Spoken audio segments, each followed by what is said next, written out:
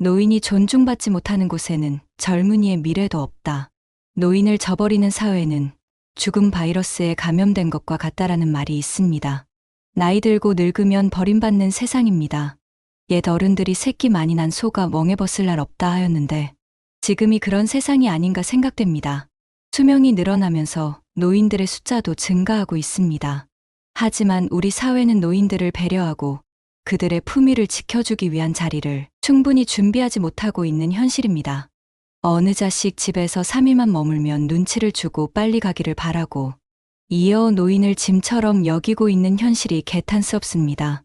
요즘 평균 수명이 늘어 100세 시대라는 말이 있지만 사실 100세 시대라고 해서 행복하고 좋은 건 아닌 것 같습니다. 요양원에 들어갈 때가 되면 그때부터 삶은 끝났다고 말하시는 분들도 많이 계십니다. 실제로 100세까지 살지만 현실적으로는 건강이 악화되는 순간부터 남은 수명은 고통의 삶이 돼버리는 것입니다. 사실 이렇게 거동이 불편해지거나 치매가 오게 되면 이제 부모님들은 더 이상 자기의 남은 삶을 선택하지 못하게 됩니다. 부모님의 몸이 불편한 순간 부모 동의 없이 자녀들은 자기들끼리 회의를 할 것이고 미안해하며 부모님을 원룸에 혼자 지내게 하거나 요양원으로 보낼 것입니다. 이런 말을 듣게 되면 우리 부모님들은 자식들에게 미안해서 그 말을 따를 수밖에 없게 되는 것입니다. 이때부터는 사는 게 아닌 것이 됩니다. 그래도 자식들이 연락을 잘해주면 모를까.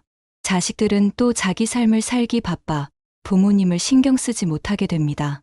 자식들은 한 달에 한 번만 찾아뵈는 것도 많이 찾아뵙는 것이라 생각하지만 혼자 지내는 부모 입장에서는 손꼽을 정도로 짧은 행복일 것입니다. 그러나 이것마저도 안 앉는 자식들이 정말 많습니다. 최근에는 돈 때문에 치매나 병에 걸린 독거 또는 장애 노인들이 가족에게 버림받고 요양시설에도 들어가지 못하는 딱한 사례가 늘고 있습니다. 오늘은 가슴 먹먹하면서 충격적인 이야기로 실제로 있었던 두 가지 사연을 여러분과 함께 나누고 싶습니다. 우리의 현실과 앞으로의 미래에 대해 생각하고 반성하는 시간이 되었으면 좋겠습니다. 첫 번째로 홀로 좁은 고시텔에서 생활하는 어느 할머니의 사연을 들려드리겠습니다. 제가 어릴 때 부모님이 재혼하셨어요. 새엄마는 저를 자식처럼 대하지 않았습니다. 주로 구박을 받는 날들이 많았습니다. 제가 18이 되던 때 새엄마가 내 가방에서 담배를 발견하고 어릴 적 친엄마를 생각하며 써놓은 편지를 몰래 읽었다는 사실을 알았던 그날, 여긴 감시받는 교도소지 집이 아니라며 뛰쳐나와 누나 집으로 도망을 갔습니다. 누나는 새엄마의 구박을 더 이상은 못 견디겠다며 진즉 혼자 독립을 해서 원룸을 구해 살고 있었습니다. 아버지는 다음날 누나 집으로 찾아와 제게 말씀하셨습니다. 차라리 그냥 누나 집에서 지내라. 가뜩이나 여자애 혼자 있는 집이라 걱정도 되고 하니까 그냥 너도 여기서 지내거라. 얼마 지나지 않아 투룸으로 이사를 했고 나는 그곳에서 학교를 다녔습니다. 내가 20살이 되던 해 부모님의 곁을 떠나 나와 같이 살던 누나는 외국으로 떠났습니다. 외국인의 매형의 비자와 결혼 문제 때문에 간다고 했습니다. 그리고 20살이 되면서 그 집은 계약이 끝나고 나는 이제 다른 곳을 알아봐야 했는데 집에서 지원을 해줄 리는 없고 그렇다고 20살에 돈이 있는 것도 아니었기에 저는 별다른 방법이 없었습니다. 어떻게 할지 한참 고민하던 찰나 집 바로 맞은편에 골목을 비추는 가로등에 늘 곁눈질로만 보고 그냥 지나쳤던 종이 한 장이 눈에 들어왔습니다. 최고급 시설 고시텔 월 10만 원 식사 김치 제공. 나는 그것을 보며 생각했습니다. 월 10만 원에서 식사까지 제공을 해준다니 완전 하숙집인데. 그리곤 곧장 종이에 붙어있는 번호로 전화를 했고 고시텔 원장은 반갑게 전화를 받으며 안 그래도 딱 좋은 방이 하나 남아있다고 했습니다. 생각할 겨를도 없었습니다. 당장에 잠잘 곳도 없는데 찬밥가리 신세겠냐 하며 단걸음에 고시텔로 찾아갔습니다. 하지만 내가 생각했던 것보다 고시텔 건물 자체도 굉장히 우중충한데다가 고시텔 내부는 말을 할 수가 없었습니다. 온갖 냄새가 나면서 부엌이라고 보여준 곳을 들어가자 청소를 얼마나 안 했을까 싶은 생각이 들 정도로 벽지에 곰팡이와 지저분한 가스레인지가 눈에 띄었습니다. 참 특이한 건 그래도 방은 정말 깨끗했다는 점입니다. 창문은 없지만 그래도 냄새 안 나고 상당히 깨끗했기에 이 돈으로 또 어딜 가서 구하겠냐는 생각에 어쩔 수 없이 나는 바로 계약을 해버렸습니다. 그런데 문득 원장이 내게 말했습니다. 아, 저기 그런데 바로 옆방에 할머니 한 분이 사셔요. 좀 시끄러울 수도 있는데 학생이 이해해줘요. 공부하자고 들어온 것도 아니었기에 딱히 신경 쓰이지 않았습니다. 아, 예, 뭐 괜찮습니다. 그날 내 집 모두 옮기고 낯선 방에서의 밤이 시작됐습니다. 그런데 원장 말대로 진짜 옆방에서 시끄러운 소리가 들려왔습니다. 통화를 하는 것 같기도 하고 혼자 떠드는 것 같기도 하고 알 순 없었지만 신경 쓰이는 큰 소리는 아니었기에 내 짐을 정리하는데 몰두하고 있었습니다. 그런데 갑자기 문을 두드리는 소리가 들렸습니다. 나는 원장인가 싶어 네 하고 뒤로 돌아 문을 열었지만 바깥에는 할머니 한 분이 서 계셨습니다. 아이고, 오늘 들어오셨어요? 아, 예, 안녕하세요. 그분은 인상이 참 선해 보였습니다. 한겨울인데도 고작 내복에 털조끼 하나만 걸치고 있었고 손에는 무엇을 그리 바리바리 들고 계신 건지 한참을 내게 고시원 얘기를 해주시다가 대뜸 손에 들고 계신 그것들을 내게 주셨습니다. 밥도 못 먹었을 건데 이거 먹어요. 젊을 때 많이 먹어둬야 해요. 나 같은 늙은이는 뭐 이제 곧 죽을 거라 안 먹어도 괜찮네. 하시며 귤 한 봉지와 고추장찌개 그리고 파전을 주셨습니다. 애써 괜찮다며 할머님 드시라고 말씀드렸지만 사양하지 말고 받아달라고 하시는 말씀에 나는 잘 먹겠다고 인사를 드리고 이내 받아들었습니다. 그리고 그 다음 날도 할머니는 꾸준히 내 방문을 톡톡 두드리면서 춥지 않냐며 붕어빵과 여러 과일들을 나눠주곤 하셨는데 하루는 알바를 하고 방에 돌아와 잠깐 누워있을 때였습니다. 오늘은 할머니께서 조용하시네 하고 생각만 하고 있었는데 문득 소리가 들렸습니다. 불도 안 켜고 있다 보니 자연스레 옆방의 소리가 조그맣게 들려왔습니다. 처음엔 조금씩 훌쩍이시더니 이내 눈물을 쏟으시며 누군가에게 하소연하는 듯한 소리가 들렸습니다. 대충 엄마, 데리러 와주지 않겠냐라는 말이 오가는 것을 보면 자제분이 계신가 하고 짐작을 할 수가 있었습니다. 하지만 한편으론 내가 참견할 일은 아니지만 어머니 혼자 어떻게 이런 곳에 모셔놓을 수가 있을까 하는 생각이 들었습니다. 뉴스에서만 봐오던 현대판 고려장이 따로 없구나 하며 쓸쓸한 마음에 담배를 하나 물고 밖으로 나가자 그곳에 고시텔 원장도 앉아 있었습니다.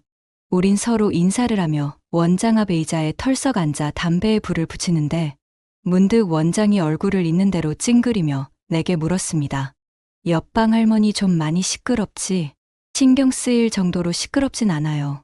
그냥 통화하시는 것 같던데. 그리고 원장은 고시텔 입구를 한번 슥 쳐다보더니 의자를 내 쪽으로 끌어와 목소리를 낮춘 채 말했습니다. 사실 아들이 하나 있는데 며느리가 집에서 늙은이 냄새 난다고 싫다고 요양원에 보내자 그랬대. 근데 요양원이 한두 푼 들어? 아들이 글쎄 조용한 데 가서 살라고 여기 보내놨대. 저런, 찾아오긴 해요? 저 할머니가 여기서 4년 살았거든.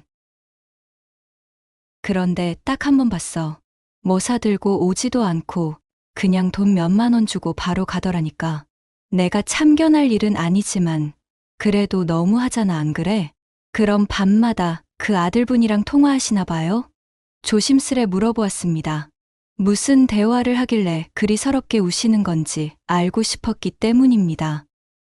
참 불쌍한 사람이야. 할머니는 집에 한번 가보고 싶다고 데리러 와주지 않겠냐. 엄마가 그렇게 밉냐. 그러고 있지.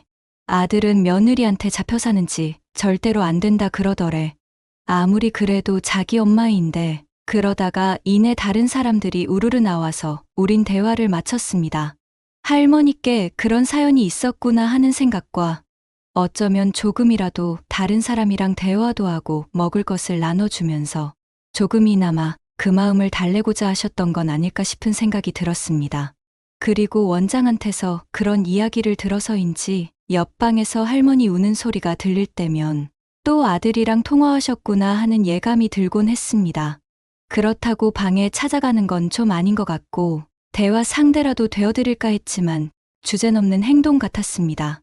하지만 나도 결국 사람인지라 할머니의 그런 마음도 알고 고생하시는 것도 충분히 알지만 나 먹고 사는 것이 우선이 되어 나를 그렇게도 챙겨주시는 할머니께 무엇 하나 도와드린 것이 없었습니다. 아니, 도와드릴 수가 없었습니다. 하루 종일 꼬박 일해서 얼추 200이라는 돈을 모아서 이제 원룸으로 갈 수 있구나. 드디어 고시원을 탈출하는구나 하던 그때, 고시원에 들어온 지 딱 2년이 지나가던 그해 할머니가 짐을 바리바리 싸들고 계단을 힘겹게 내려오시는 모습이 눈에 들어왔습니다. 나는 얼른 달려가 할머니의 짐을 들어서 1층에 옮겨드렸습니다. 아무것도 모른 채 아유, 무슨 짐이 이렇게 많아요? 안 도와줘도 되는데 고마워요. 그리고 뭔가 느낌이 이상해서 할머니께 물었습니다. 근데 어디 가세요? 아, 그냥 이제 고시원 나가려고요.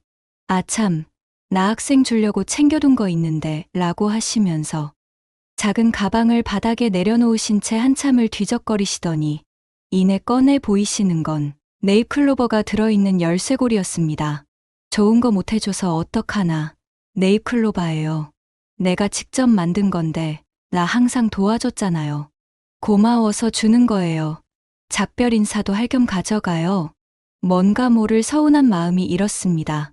고시텔 복도나 바깥에서 나를 마주치면 언제나 존대를 해주시면서 항상 뭘 하나 더 못 챙겨주셔서 안달이신 분이 고시텔을 떠난다니 괜히 섭섭한 마음이 들었습니다.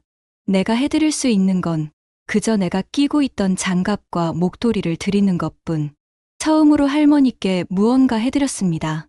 날씨 아직 많이 추워요. 이건 저한테 항상 음식이랑 먹을 거 주셨으니까 보답으로 드릴게요. 버리지 말고 꼭 하세요. 절대 사양하실 줄만 알았던 할머니께선 이제 마지막이라 그런 건지 내 앞에서 장갑과 목도리를 휙두르시고 세상 밝은 얼굴을 하시며 고마워요. 한마디 하시고 이내 짐을 바리바리 챙겨 길을 나서는 모습이 보였습니다. 할머니의 뒷모습은 어쩜 그리도 처량한지 괜한 마음에 눈물이 날 것 같아 고시텔로 올라오자 원장이 창밖을 바라보고 있었습니다. 나는 조용히 인사를 건넸습니다. 안녕하세요. 그러자 원장은 새삼 놀라며 물었습니다. 이제 와? 네. 저 오다가 옆방 할머니 마주쳤는데 이제 아드님 댁으로 가시나 봐요? 그러자 원장은 갑자기 표정이 어두워지면서 담배를 하나 꺼내 물더니 내게 말했습니다. 아휴, 내 아들이었어 봐. 아주 그냥. 왜요? 또 왔었어요? 아니, 오늘이 방세 내는 날이잖아. 할머니랑 학생만 안 보냈더라고. 아, 맞다. 바로 보내드릴게요. 그건 그렇고 할머니 방세는 매달 아들이 보내온단 말이야. 근데 지금 3달째 돈을 안 보낸 거야. 할머니도 그거라니까 오늘 아들한테 전화를 했더니 며느리가 대신 받아서 뭐 지들도 힘들다나 뭐라나 그랬다잖아. 아니, 그럴 거면 그냥 있게라도 해주든가. 원장은 주변을 힐끗 보더니 이내 마르리었습니다. 아니, 그렇잖아. 내가 올 겨울까지만이라도 돈 안 받고 계시게 해드릴 테니까 그냥 두시하고 그랬더니 됐대요. 또 그냥 내보내래. 아들이 그래요? 아니, 며느리가. 원장은 손해를 보면서도 할머니를 조금이나마 챙겨드리고 싶었지만 결국 못된 아들내외 덕에 그조차 날아가 버렸습니다. 그 일이 있고 딱 3개월 후 그 할머니 아들이라는 사람이 찾아온 적이 있었습니다. 자기 엄마 여기 있냐고 연락이 안 된다며 아직 여기 계시냐고. 그 사람은 고시텔 앞에서 계속 전화기만 붙은 채 자기가 지금까지 무슨 짓을 한 건지 모르겠다고 제발 좀 찾아주면 안 되겠냐며 어린 아이처럼 울어대기 바빴습니다. 원장은 그 남자를 향해 말했습니다.